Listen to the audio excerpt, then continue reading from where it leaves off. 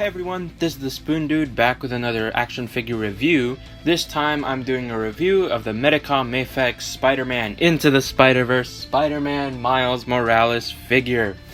This is a figure that I've been highly anticipating since it was announced like summer of 2019, and now that at long last it's finally here, I have to say I'm pretty pleased with it.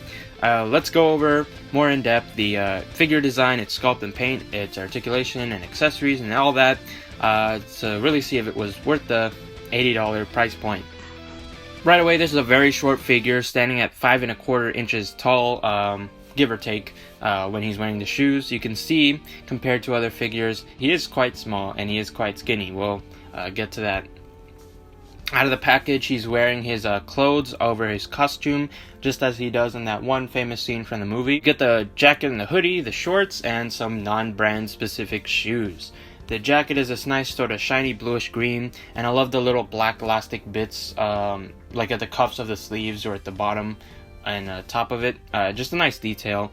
A small detail Medicom missed, and I guess it's not a big deal, but just feel like I have to mention it. Miles is supposed to have sort of a patch on the front of his jacket that's just missing here. The red hoodie underneath this jacket is nicely done. Two jackets are stitched together, so you probably don't want to see the underside of it when you're posing it. Now we get the hoodie strings here, which are just sort of loose pieces of fabric. I mean, they're fine, you know, it's hoodie strings, whatever.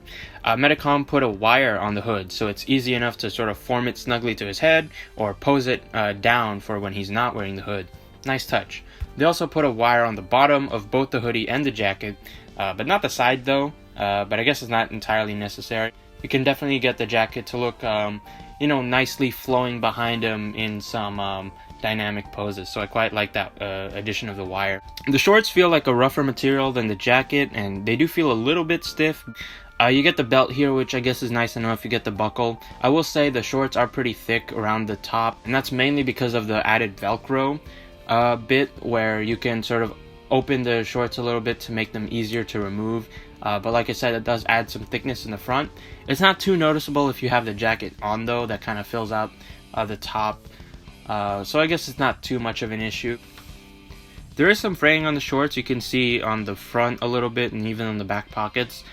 This figure is brand new. I didn't really mess with the shorts too much, so it basically came like that. So I guess I have to be careful with the shorts there. So that is a little bit of a bummer. Here's his sneakers. I believe the shoes that Miles has in the movie are Nike Air Jordan 1s. These shoes look pretty close in design. It is missing some white, and of course the sort of signature logo. I guess MAFEX or Medicom just couldn't get the license or the branding to make the Nike shoes on this figure. I don't know how that all works, but since I'm not really a sneakerhead, it doesn't bother me too much. I'm sure if you wanted to, you could customize and add those details yourselves. But I get the frustration that, you know, if you're not a customizer, that you don't want to have to do that. Just because of licensing issues and copyright or whatever, I guess that's just the way it has to be. Overall, I'm glad MAFEX included the clothes, as it's a striking and iconic look from the film. Of course, it's from that one sequence when he takes his leap of faith and finally becomes Spider-Man, and it's awesome. I will say the clothes do look a little bit big here when he's just standing there. Obviously, it depends on the pose, and it depends on how much you sort of fiddle with it to get it to fit just right. There are two other Miles Morales figures that offer this look, the Marvel Legends one and the Sentinel. I have neither, but from promo images, I can see they have the sculpted clothing, which I will say it makes for a tighter and more in-scale look versus sort of the fabric here, which struggles with that a little bit. I still enjoy the cloth goods on the MAFEX, and it has its own charm to it, so I still like this look. However, taking the clothes off is easy enough. Yeah, you probably want to remove the feet and the hands to make it easier. Out of the clothes, I will say Miles looks just as great, if not better, since he's not, you know, swallowed up in the fabric. I've seen criticisms of this figure that he's too skinny, but comparing to movie stills and concept art, I'd say his proportions are just fine and mostly accurate. Keep in mind, this is an animated, stylized film, so he's not going to be built the same way as a real kid. He has sort of long limbs, a tiny body, and a big head. but that's all accurate to my eye. I love the way the costume is sculpted here. You get the nice Spider-Man pattern on it, and even the fine texture on it is accurate to the movie, sort of these dots all over him.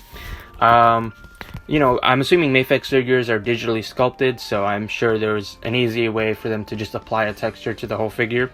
But even considering that, it's still impressive to look at.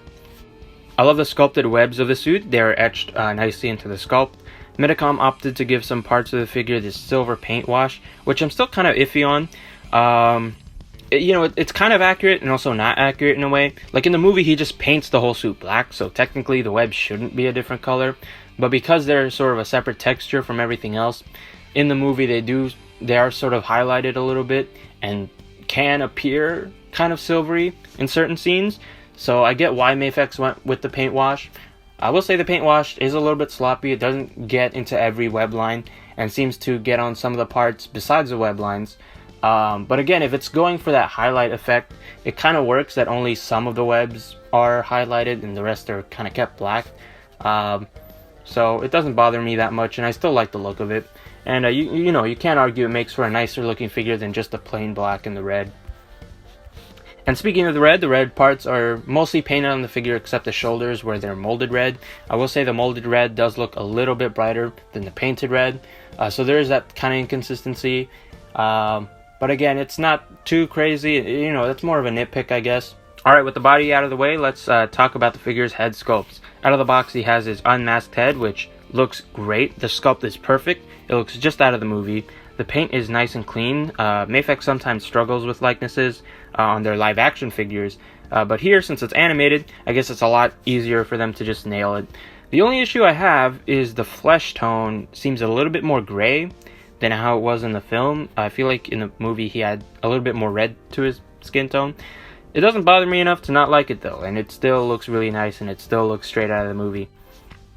And then all of what I said also applies to the half-masked head, which also has a similar sort of smiling expression, just not showing his teeth. I will say I kind of wish one of these heads had a more serious expression, so you can get more determined or focused poses out of him. As it is, he's kind of always perpetually happy, which is fine. It fits the character. But since they did give us two unmasked heads, I would have liked it if one of them just had a completely different expression. But it's still good. Again, that's nitpicking and personal preference, blah, blah, blah. I also like how there's a separate neck for the unmasked heads where you have part of the neck showing. So it looks very natural when you have his mask off. I do have some QC issues here where the back has some paint missing, and that's annoying. Swapping the heads is easy enough. I haven't had any issues so far. Miles has two masked heads, so in total 4 heads, which is pretty cool. One head has these wide open eyes matching a lot of the promo art for the movie, and just sort of the general default look, I guess. And then the alternate head has slightly more kind of squinted eyes, which I guess are more sort of determined or serious, which we see at different points in the movie. I love the pearlescent white paint on the lenses. It looks so good. I almost can't tell if there's shading on the lenses or if that's just the shininess of the white. I think that's just the shininess of the white, but they might have also added some extra shading. I honestly can't tell in person. And then another detail I thought they nailed, you can see sort of the red trim around the eyes. It looks great. And if you look closely, there's sort of a very thin line in the middle of the red, which is accurate to the movie. In the movie, it was a slightly more vibrant blue than the figure, but I mean, look, it's so tiny that it's just incredible that they were actually able to paint it. The head shape is nice and perfect as well. Looks just out of the movie again. Even the fact that you don't really see any facial features popping through is accurate to the movie. Like, his nose doesn't stick out or anything. If you compare it to like a live action Spider-Man figurehead, it will look weird, but that's because that's how the animation looked. So props to MAFEX for sticking closely to the animated character model. Medicom's MAFEX line, which has now made over 100 figures, which is a bit crazy. They've been kind of infamous for some bad quality control. They're not as bad as they once were maybe years ago, but I have still seen people with all sorts of QC problems through their various figures even recently. For my experience, luckily this Spider-Man is pretty good with the quality control. We've gone over some of the little paint errors here and there, but none of them are terribly off-putting that it makes me regret the purchase. As for like joint tolerances and tightness, I will say the joints are pretty good. They're nice and smooth for the most part. Sometimes some joints pop out, but that's better than them breaking. And it's to be expected with the articulation system it has. The top left elbow joint was a little bit loose though, I will say that. And also did apply some silicone shock oil to the hip joints. Not necessarily because they were too tight or anything, but just because I was paranoid about breaking them since they are so small. And I have seen people break the hip joints, so I just wanted to sort of lubricate them, I guess, just to make sure. But like I said, they weren't that actually tight that I was actually like they weren't actually gonna break on me, but I just took that as a sort of extra precaution just in case. Alright, so that gets us to the articulation, which this figure has plenty, and you can pretty much get him into most of the poses you need. Starting at the head, he has probably my favorite setup for a neck joint. MAFEX has been using this for a while. You get double ball peg at the top of the neck, single at the bottom. See here is a double ball peg with a little bit of a kind of crookedness to it, and that allows the head to get a little bit more range depending on which direction that kind of bend is going. So having it go up, you can get him looking up this far and down pretty well. And if you want him to look down more, you can just turn that joint around. And of course it's ball pegs, so he just gets a lot of range in all directions. And at the bottom of the neck is just a single ball peg, but it's still enough to really get some expressive poses out of him. I wish more companies did it this way. I also really love the way MAFEX does their kind of armpit joints and shoulder articulation. You get the standard sort of hinge, goes out to there, and then it plugs into the torso via a ball joint that gives you the rotation. And then that ball joint plugs into a socket that plugs into the torso through another ball joint, and that plugs down so that it rotates, giving sort of a butterfly joint. It's really crazy. You can even get it past that. You get these double jointed elbows quite nicely, and that plugs into the shoulder to give you the bicep swivel. You get the standard sort of import ball hinge joint. So there's a swivel, a hinge, and then where the wrist plugs in, that also swivels so that you can sort of adjust which direction the wrist is going. If you have any experience with import figures, this should all be very familiar to you. You got the double ball peg in the middle of the torso, kind of seated far back in the torso. You can kind of see that. There's like a lot more torso right at the front than the back. And ultimately, that does kind of hurt the figure because he can lean back an incredible amount. Obviously, it's a ball joint again, so motion all around.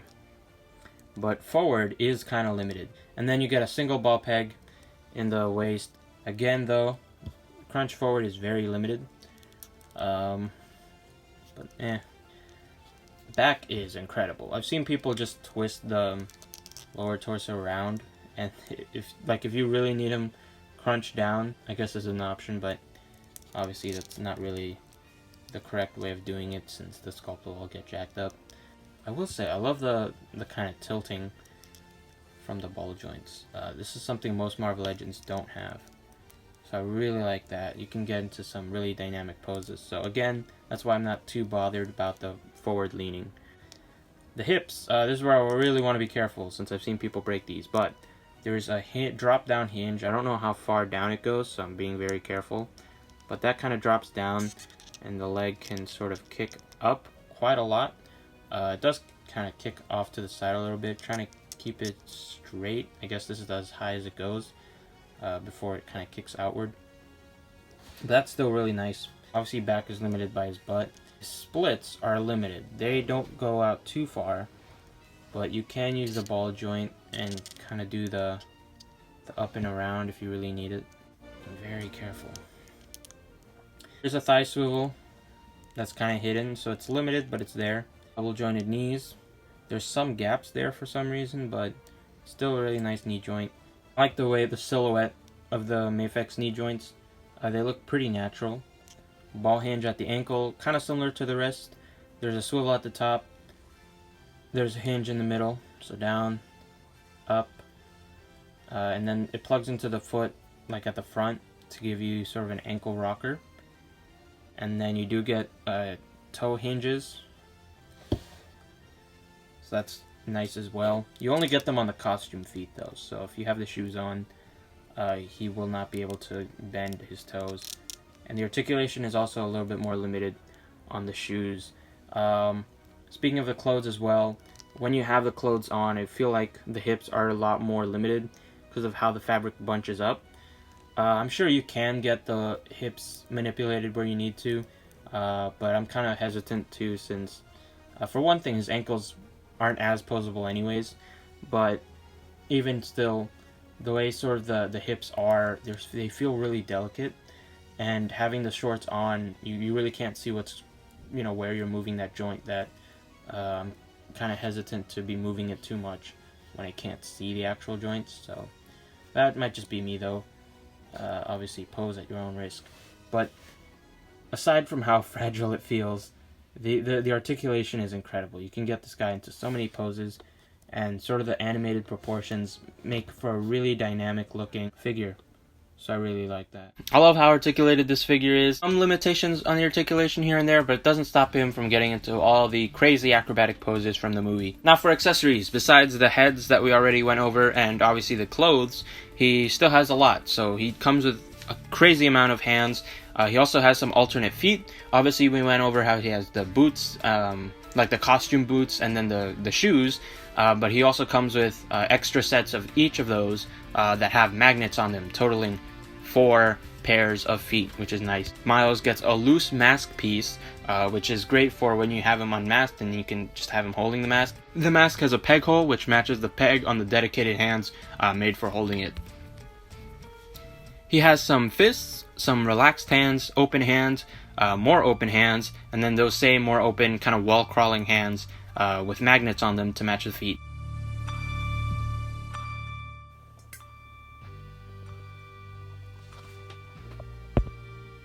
He has some web holding hands and then some web shooting hands.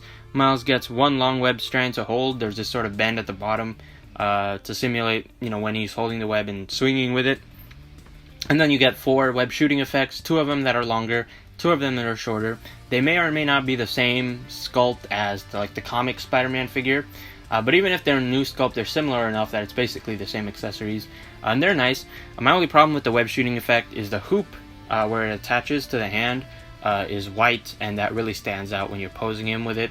I wish they painted that black. I mean, I could easily do that, but I shouldn't have to. But yeah, they're still nice accessories, get some nice effects, and I'm glad they came with it. And this figure also comes with the standard MAFEX stand. So overall, I'm really enjoying this figure.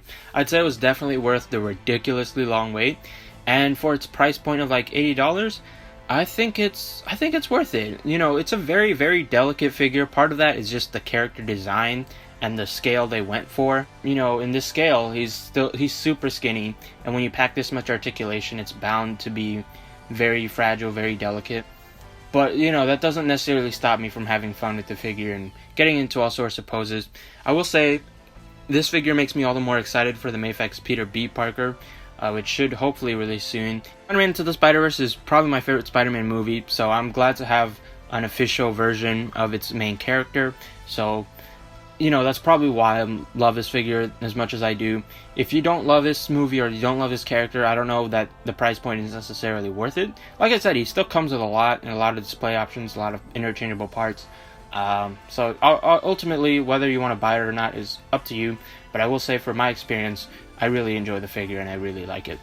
If you enjoyed this review, like the video and leave a comment below. Let me know what you think of the figure. And subscribe if you want to see more reviews in this style. I know it's a bit of a longer video, so thank you if you've watched this far. Hopefully I'll see you in my next video, and thanks for watching.